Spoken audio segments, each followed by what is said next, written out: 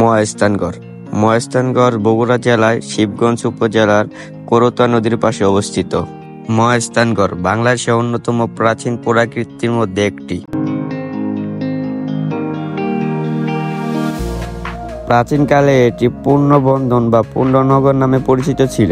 প্রায় 2500 বছর পূর্বে এখানে সভ্য জনপদ গড়ে উঠেছিল, তা প্রত্নতান্ত্রিকভাবে প্রমাণ মিলেছে। প্রাচীন পুণ্ড্র জনপদের রাজধানী ছিল মহাস্থানগড় বা পুণ্ড্রনগর। প্রাচীন এই নগরী অনেকজনই শাসন করেছেন, তাদের মধ্যে মৌর্য, গুপ্ত, পাল, সেন।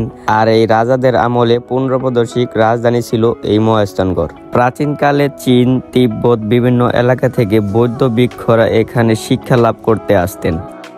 এভরিওয়ান, আজকের ভিডিওতে মহাস্থানগড়ের প্রাচীন ইতিহাস এবং ফুল ভ্রমণ গাইডলাইন দিব। সো সাথে থাকেন, ভিডিওটি শুরু করা যাক।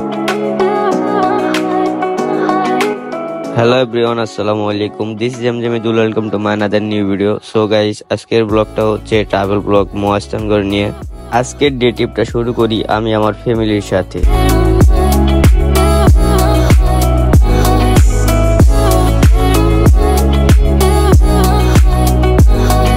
আপনাদের মহাস্থানগড় ভ্রমণ করতে বাংলাদেশের যে কোনো প্রান্ত থেকে আসতে হবে ত্রিমোহীন মহাস্থানগড় বাজার।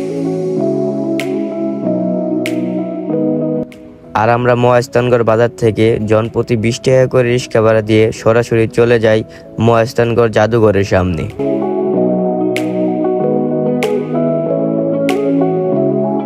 আর এই মহাস্থানগড় জাদুঘরে প্রবেশ করার জন্য জনপ্রতি 30 টাকা করে টিকিট কাটতে হবে। আর যারা শিশু আছে তাদের জন্য একদম ফ্রি। আর যারা স্টুডেন্ট আছে তাদের যথাযথ তথ্য প্রমাণের ভিত্তিতে তাদের টিকিটের মূল্য মাত্র 10 টাকা রাখা হয়। আর এখন আমরা কিছু সিনেমাটিক ভিউ দেখতে থাকি।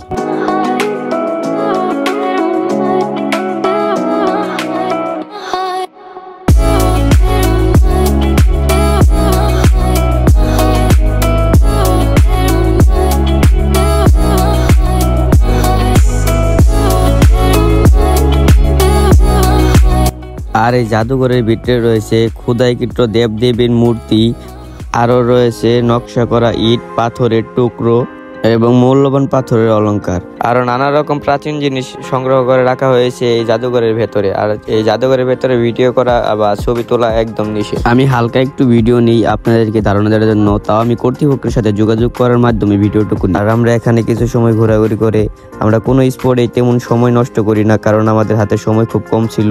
কিছু সময় কাটিয়ে আমরা চলে যাই পরবর্তী স্পটে।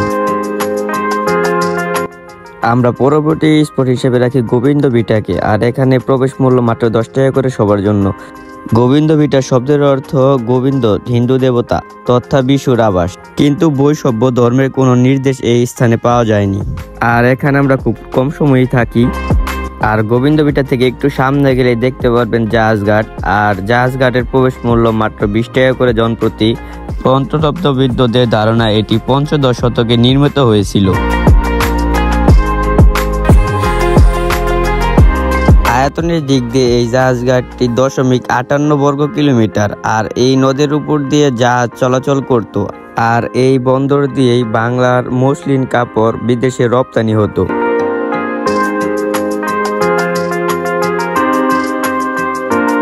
বণিক চাঁদ সদাগর এই জাহাজঘাট ব্যবহার করে বাণিজ্য বসতি স্থাপন করেছিল।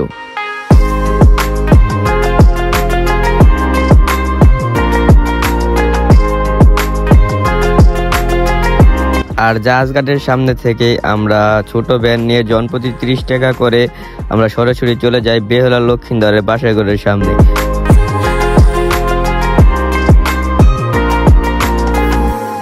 আর এখানে টিকিট মূল্য ছিল জনপ্রতি 30 টাকা করে। আর যারা স্টুডেন্ট আছে তাদের তথ্য প্রমাণের ভিত্তিতে তাদের টিকিটের মূল্য ছিল মাত্র 10 টাকা করে। আর আমরা টিকিট সংগ্রহ করে চলে আসি ভিতরে।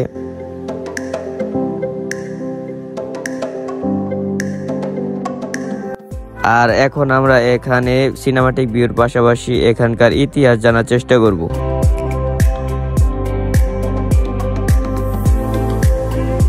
স্থাপিতটি গোকুল মেদ বা লক্ষিন্দরের মেদ বলে পরিচিত। স্থানীয়রা এই নির্দেশনাকে বেহুলার বাসরঘর বললেও ইতিহাস এবং প্রত্নতান্ত্রিক বিদ্বদের মতে এটি একটি প্রাচীন বৌদ্ধ মঠ। তবে বর্তমান গবেষণাদের মতে এটি 809 থেকে 847 খ্রিস্টাব্দে দেবপাল নির্মিত একটি বৌদ্ধ মঠ।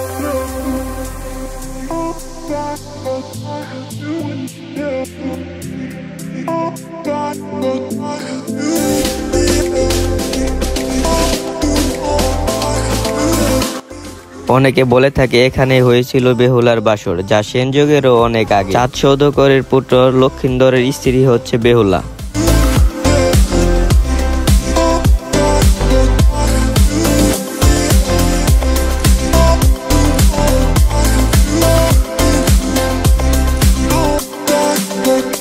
কিংবদন্তির গল্পকথা যে বেহুলা লক্ষিন্দরকে নিয়ে, সেটি মূলত হচ্ছে সিরাজগঞ্জ জেলার তারাস উপজেলার বারোহাঁস ইউনিয়নের বিনসারা গ্রামের মেয়ে।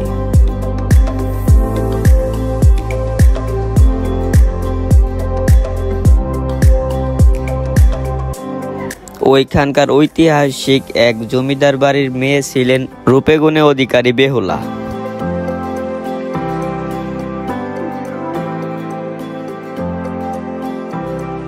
প্রত্নতত্ত্ব বিভাগের মতে এটি আনুমানিক 7ম শতাব্দী থেকে 1200 শতাব্দীর মধ্যে নির্মিত হয়েছে। স্টিক নির্মিত এই স্তূপটি পূর্ব পশ্চিম অপেক্ষাকৃত দীর্ঘ এবং ত্রিকোণ বিশিষ্ট 172টি কক্ষ।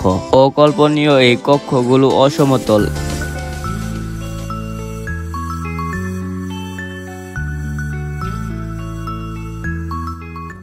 প্রতিদিন দেশি বিদেশি হাজার হাজার মানুষ আসে এই স্থানটি পরিদর্শন করতে।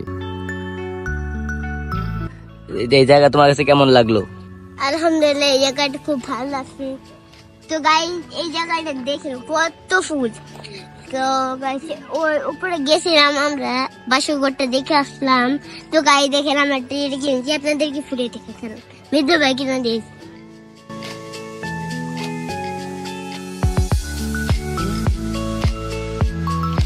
আমাদের সময় কম থাকার কারণে আমরা বাকি স্থানগুলো ঘুরতে পারি নাই, ওই ভিডিওগুলো দিতে পারতাছি না। আর আজকে ভিডিও এই পর্যন্ত, দেখা হচ্ছে নতুন কোনো ভিডিওতে। Bye bye.